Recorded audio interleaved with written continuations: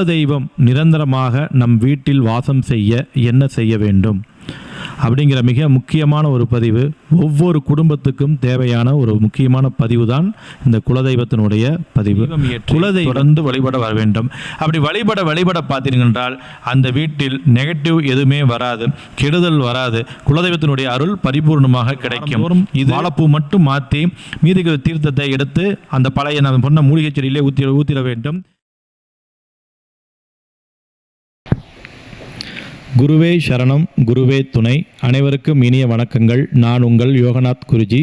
கருடராஜா channel நேயர்கள் அனைவருக்கும் எனது இனிய வணக்கங்கள். நாம் இன்னைக்கு மிக சிறப்பு வாய்ந்த ஒரு பதிவை பார்க்க உள்ளோம். குலதெய்வம் நிரந்தரமாக நம் வீட்டில் வாசம் செய்ய என்ன செய்ய வேண்டும் அப்படிங்கிற மிக முக்கியமான ஒரு பதிவு. ஒவ்வொரு குடும்பத்துக்கும் தேவையான ஒரு முக்கியமான பதிவு தான் இந்த குலதெய்வத்தினுடைய பதிவு.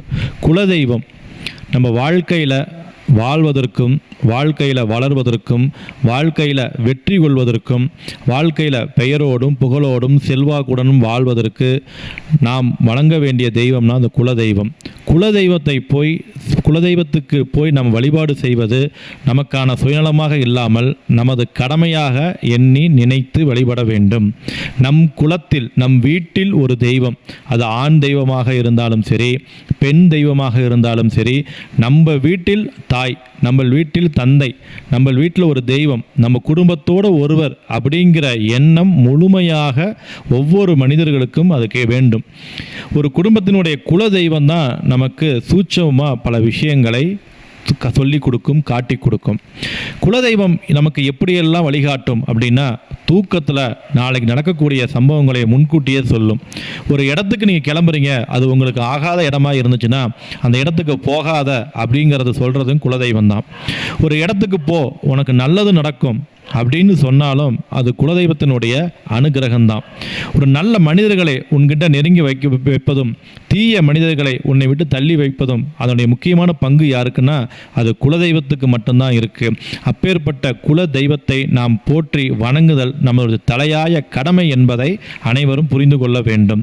குல முன்னோர்கள் குலதெய்வத்தினுடைய வழிபாடு எப்படி சொல்லியிருக்காங்க, நாம் அந்த வழிபாடுகளை எப்படி செய்ய வேண்டும், எப்படி வழிபாடு செய்தால் குலதெய்வம் திருப்தி அடையும் அப்படிங்கிறத நாம் தெளிவாக தெரிந்து கொள்ள வேண்டும். ஒரு குலதெய்வத்தை வணங்குதல் அப்படிங்கிறது ஒவ்வொரு குடும்பத்திற்கும், ஒவ்வொரு பாரம்பரியத்துக்கும், ஒவ்வொரு குலத்துக்கும் ஒவ்வொரு விதமான வழிபாடுகள் இருக்கும். எந்த வழிபாடுகள் எப்படி இருந்தாலும் நான் சொல்லக்கூடிய ஒரு மிக எளிமையான முறையில் நீங்கள் தொடர்ந்து வழிபாடு செய்யுங்க. மிக அற்புதமான குலதெய்வம் உங்கள் இல்லத்திலேயே இருக்கும். இந்த குலதெய்வத்தினுடைய அருள் கிடைப்பதற்கு மூலிகை பரிகாரங்கள் நிறையா இருக்குது. இந்த மூலிகை பரிகாரத்தையும் இப்போ சொல்லக்கூடிய பூஜை முறையும் தொடர்ந்து செய்யுங்க. உங்கள் வீட்டில் நீங்கள் கரு நொச்சி செடியும் தொட்டாஞ்சினிங்கி செடியும் நீங்கள் இணைத்து வையுங்கள். துளசி செடி தொட்டாஞ்சினிங்கி இந்த 2 செடியையும் நீங்கள் இணைத்து வையுங்கள். கருநொச்சி செடி இருந்தால் அதை தனியாக வளர்த்துங்கள். இந்த செடிகளில் குலதெய்வத்தினுடைய அனுகிரகம் பரிபூர்ணமாக கிடைக்கும். 2 செடியும் வாங்கி, அதாவது தொட்டாஞ்சினிங்கியும் துளசியும் வாங்கி ஒரே தொட்டியில் நட்டு வளர்த்த வேண்டும். அப்படி வளர வளர அதன் பக்கத்தில் ஒரு தீபம் ஏற்ற வேண்டும். கருநொச்சி செடியில் ஒரு தீபம் ஏற்ற வேண்டும். இந்த மாதிரி உங்கள் இடத்தில் தினந்தோறும் அது குலதெய்வத்துக்கான அருள் புரியும் இடம், குலதெய்வத்துடைய எனர்ஜி ரிசீவ் பண்ணுற ஒரு மூலிகை அப்படிங்கிறத உண்மை.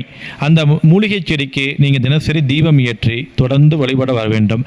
அப்படி வழிபட பார்த்தீர்கள் அந்த வீட்டில் நெகட்டிவ் எதுவுமே வராது, கெடுதல் வராது. குலதெய்வத்தினுடைய அருள் பரிபூர்ணமாக கிடைக்கும். இது 1ஆம் நம்பர்னா இது முதல் பூஜைன்னு அர்த்தம். அடுத்தது பார்த்தீங்கன்னா, வீட்டுக்கு இருக்கக்கூடிய பூஜை என்ன செய்யணும், ஒரு கலசம் வைக்கணும். அந்த கலசத்துக்குள்ளே தீர்த்தம், சுத்தமான தீர்த்தம் போடுங்க.